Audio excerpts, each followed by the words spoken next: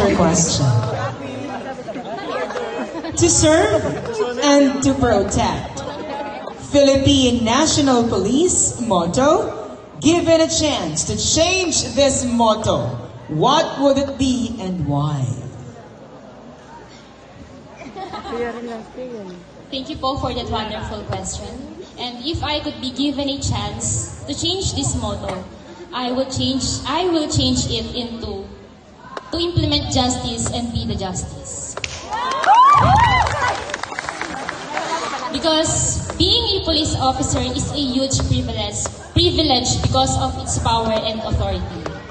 And I believe that to protect and to serve people is not enough, but to implement justice, especially to those people who deserves it. And I believe that implementing justice, especially to those person or to those individual who actually need it, would make other people, especially to those people who are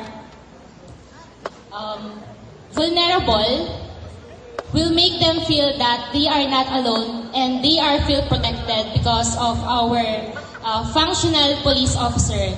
And that would be all. Thank you. That concludes the question